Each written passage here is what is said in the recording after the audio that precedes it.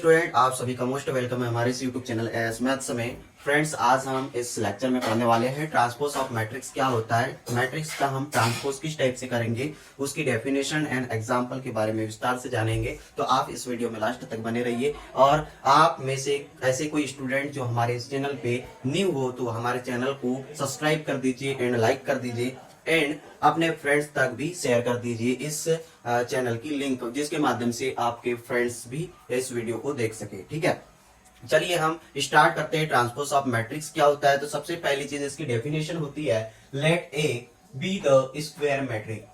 Transpose of matrix होने के लिए सबसे पहले मैट्रिक्स क्या होना चाहिए? स्क्वायर मैट्रिक्स होना चाहिए और रेक्टेंगुलर मैट्रिक्स भी होना चाहिए। यदि आपके पास कोई matrix square matrix and rectangular matrix है तो हम उसका ट्रांसपोज कर सकते हैं। ठीक है, ट्रांसपोज कर सकते हैं, ट्रांसपोज ऑफ द मैट्रिक्स ए।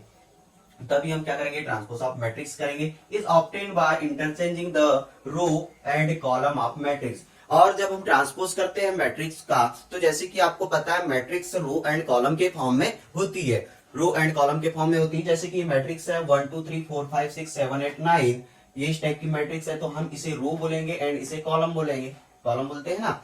इसके पहले हमने प्रीवियस वीडियो में डिटेल से जाना था डेफिनेशन, मैट्रिक्स की डेफिनेशन क्या होती है, इसे पढ़ते हम कैसे है, इसे रिप्रेजेंट कैसे करते हैं। यदि आपने वह वीडियो नहीं देखा है तो आप उसको भी देख सकते हैं। प्रीवियस वीडियो आपको उसकी लिंक डिस्क्रिप्शन में दे दी जाएंगी। ठीक है, तो जैसे कि मैट्रिक्स को हम रो एंड कॉलम के फॉर्म में लिखते हैं, तो यदि हम मैट्रिक्स का ट्रांसपोज करते हैं तो ये जो रो होंगी, रो कॉलम में चेंज हो जाएंगी एंड कॉलम रोज में चेंज हो जाएंगे। हम इस एग्जांपल के माध्यम से आपको समझाने की कोशिश करेंगे। ठीक है, तो 2 टॉपिक्स है हमारे पास में। राइटिंग द रो, जैसे वहां भी मैंने बताया कि रो को हम कॉलम के फॉर्म में लिख सकते हैं। Writing the row of A has column and column of A has row. Row को हम कॉलम के फॉर्म में लिख देंगे एंड कॉलम को हम रो के फॉर्म में लिख देंगे। एंड इसको डिनोट हम कर सकते हैं ट्रांसपोज ऑफ मैट्रिक्स को ए डेज ए की power T and A plus, इस टाइप से हम ट्रांसपोज ऑफ मैट्रिक्स को रिप्रेजेंट भी कर सकते हैं। जैसे कि एग्जांपल में ए इज इक्वल टू क्या है, 1 2 3 4 5 6 एंड 7 8 9।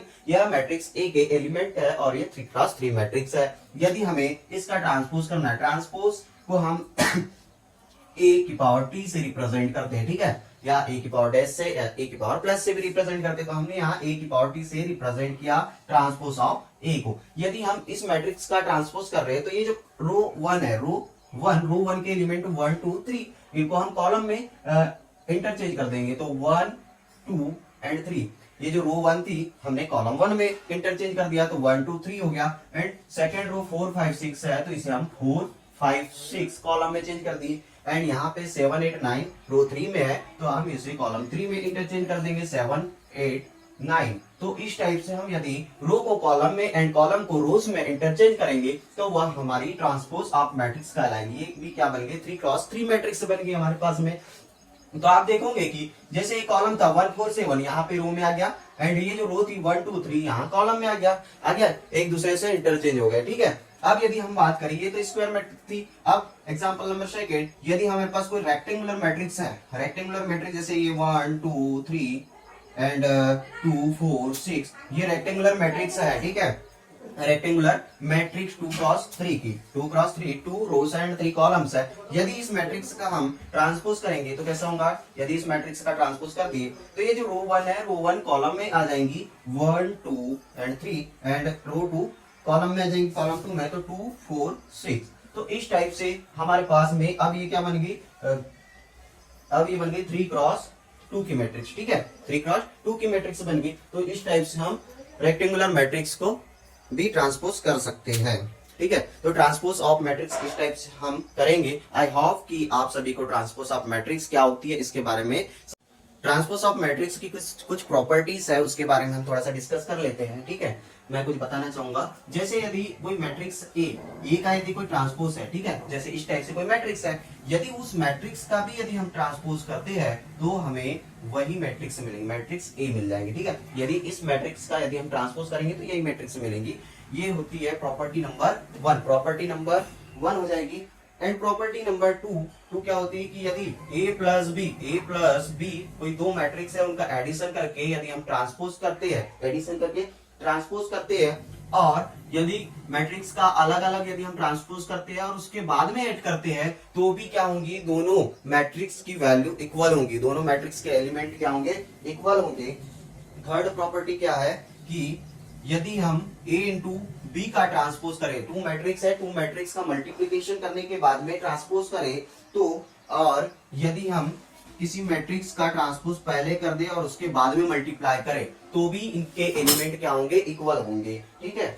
और फोर्थ हमारे पास प्रॉपर्टी होती है कि कोई हमारे पास कोई नंबर्स है, कांस्टेंट वैल्यू है एंड उसका मल्टीप्लाई हम किसी मैट्रिक्स में कर रहे हैं और उसके बाद उस मैट्रिक्स का ट्रांसपोज कर रहे हैं तो वह होंगी किसके इक्वल, यदि कोई मैट्रिक्स है उसका यदि हमने पहले ट्रांसपोज कर दी और फिर बाद में उस नंबर का मल्टीप्लाई उस मैट्रिक्स में किए तो इसके इक्वल होंगी, ठीक है, उसके इक्वल होगी। जैसे कि फॉर एग्जांपल मैं बात करूं फर्स्ट प्रॉपर्टीज की, ठीक है, फर्स्ट प्रॉपर्टी की बात करूं जैसे कि इस मैट्रिक्स में, ठीक है, ए का ट्रांसपोज हमारे पास 1 4 7 2 5 8 एंड 3 6 9 है, ठीक है, ये इस टाइप से मैट्रिक्स है। यदि हम इसका ट्रांसपोज करते हैं तो हमारे पास देखो ये जो 1 4 7 है ये रो में कॉलम में आ जाएंगे 1 4 7, ये जो 2 5 6 रो है तो 2 5 8 क्या हो जाएंगे, कॉलम में आ गए, 3 6 9 कॉलम में आ गए। तो हमारे पास ये क्या होगी, ट्रांसपोज किया हमने इस मैट्रिक्स का तो हमारे पास मैट्रिक्स ए ही प्राप्त हो गई, ठीक है। तो ये वाली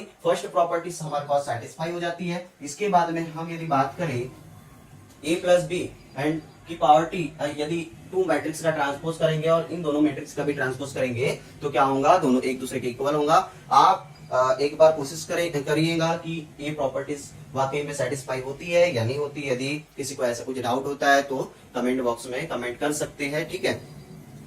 आई होप कि आप सभी को यह वीडियो प्रॉपर तरीके से समझ में आई होगी और यह लेक्चर बहुत अच्छा लगा होगा, ठीक है। तो इस वीडियो को अपने फ्रेंड्स तक शेयर कर दीजिए एंड आज के लिए बस इतना ही है। हम नेक्स्ट वीडियो में स्पेशल टाइप ऑफ मैट्रिक्स के बारे में जानेंगे डिटेल से एंड उसके एग्जांपल्स करेंगे, ठीक है। देन उसके बाद हम ये जो प्रीवियस पहले हमने जितनी भी डेफिनेशन पढ़ा है उसके एग्जांपल्स को सॉल्व करेंगे, ठीक है, कुछ क्वेश्चंस करेंगे जो कि एग्जाम के पॉइंट ऑफ व्यू से मोस्ट इंपॉर्टेंट हो जाते हैं। Thank you.